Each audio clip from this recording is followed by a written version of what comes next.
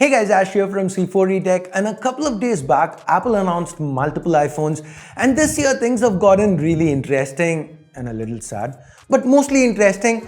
In this video, I'm going to be giving you all the information you need to know about these new phones, but from a more Indian perspective.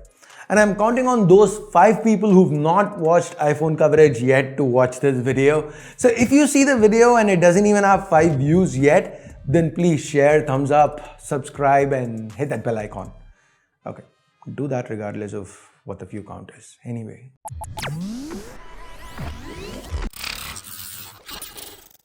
Let's start with the phones launched and their respective pricing. Apple's launched 4 of them this time: the iPhone 12 mini, the iPhone 12, the iPhone 12 Pro, and the iPhone 12 Pro Max. And here's the pricing. No surprises, they are expensive. The iPhone 12 mini starts from 70,000 rupees. The iPhone 12, 80,000 rupees. The 12 Pro, blow your mind, 1,20,000 rupee price tag. And finally, the Pro Max at 1,30,000 rupees. Staggering prices, and these are the starting prices for the base variants. Now, these end up being much higher than what it is in the US when we convert them. But that is something we've come to expect from Apple. I'm not saying it's fine, it most definitely isn't. But that is something we kind of expected though. There is something even more weird. What you ask? In the US, the 12 Pro and the 12 Pro Max are priced exactly the same as the 11 Pro and the 11 Pro Max at launch. In India though, the Pro has gone from 1,06,000 to 1,20,000. So there's a 14,000 rupee hike from the 11 Pro to the 12 Pro, and similarly for the Max, it's gone up from 1,17,000 to 1,30,000. Now, if you're thinking this is gonna be, the GST went up from 12 to 18%, that's why Apple's hiked it. Not really. If you remember the 11 and the 11 Pro, or rather the 11 Pro and the 11 Pro Max, they launched at 1 lakh and 1,10,000 respectively, and the prices that I was quoting just now, they are from April, post the GST hike, after Apple increased the rates by about 5%. Now, if you are thinking, okay, fine, fair enough, but maybe the value of the rupee dropped. Again, the answer is no. Today, $1 is 73 rupees-ish. Back in April, $1 was almost 76 rupees. So the rupee has just gotten stronger since. So why this price hike? I don't really know, and I don't think we are getting any answers from Apple India either. So if you do know, if you have any idea why this unneeded price hike, let me know in the comments below. Okay, enough cribbing about the pricing. Let's now talk about what Apple's actually offering for said money. Not a charger, but hey, what are they offering?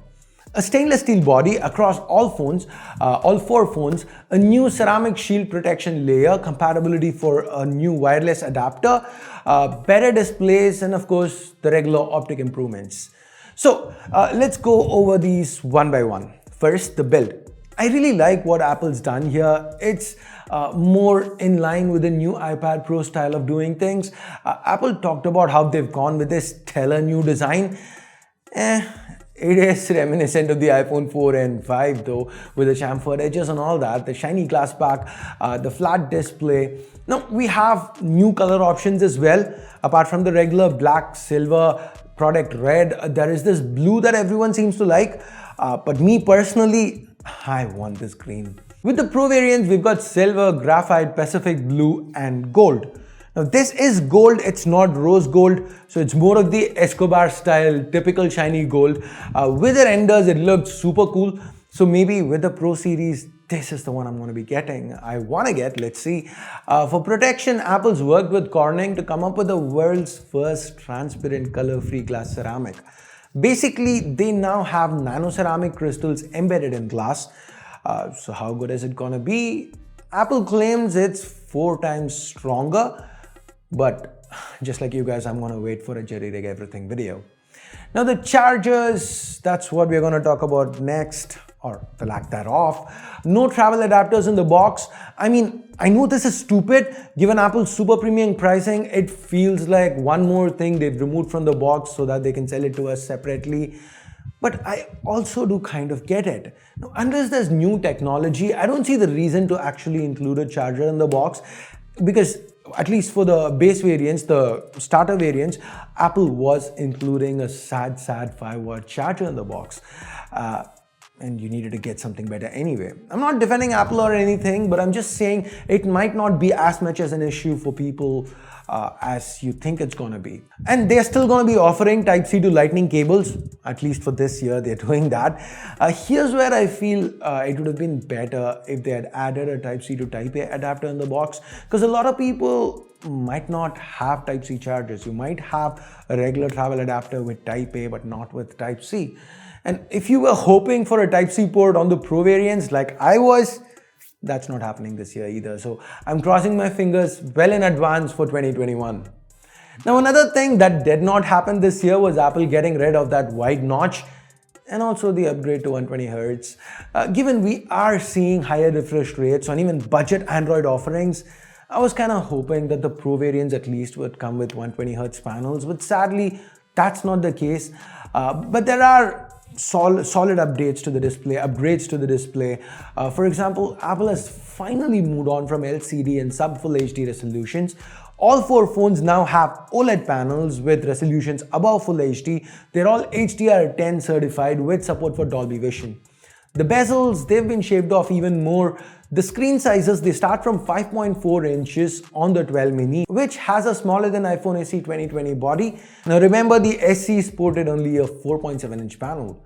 The regular iPhone 12, it has a 6.1 inch panel just like its predecessor, but the footprint, it's shorter, it's narrower, slimmer, and even a whole 30 grams lighter. The iPhone 12 Pro, that's got a larger screen than its predecessor at 6.1 inches. The dimensions are about the same, it's slightly taller but slimmer with almost the same weight and width. The 12 Pro Max also sports a larger screen. It's 6.7 inches up from 6.5, again with minimal footprint differences. Now moving on, let's talk optics. The 12 and 12 mini get dual 12 megapixel cameras. A little bit of 12 going on. The primary is now paired with the f1.6 lens. And here's where things get weird, because the 12 and 12 mini share the same primary sensor with the 12 Pro. Whereas the 12 Pro Max gets a larger primary sensor. And it also has in-body sensor stabilization apart from the regular OIS. Now, all 4 share the same ultra-wide. The 12 Pro and 12 Pro Max have telephotos and LiDAR sensors. The LiDAR sensor is the same for both. It helps map the depth, and given it works under low light, it also allows for fast focus in low lighting conditions. The telephoto, that actually turns out to be different. 2x optical zoom for the 12 Pro, 2.5x for the 12 Pro Max. Now this means the Pro and the Pro Max have quite different optics for the first time. So that was something that surprised me. Now the major difference between the 12 mini and the 12 Pro Max is more software based than hardware. The Pro and Pro Max bring support for Apple Pro RAW. Generally with RAW images, we can tinker around and get more detail from the pictures, but the initial output, it isn't too flattering. You need to put some work into it. With Pro RAW, Apple claims that we will get the same amount of headroom to tinker around with the image, but at the same time, the initial image will also be processed using machine learning. So the output is supposed to be more impressive. From a video perspective, the Pro phones are the first to be able to shoot Dolby Vision HDR. So that's 10-bit 4K 60 FPS. So this isn't something we've seen on any smartphone in the past.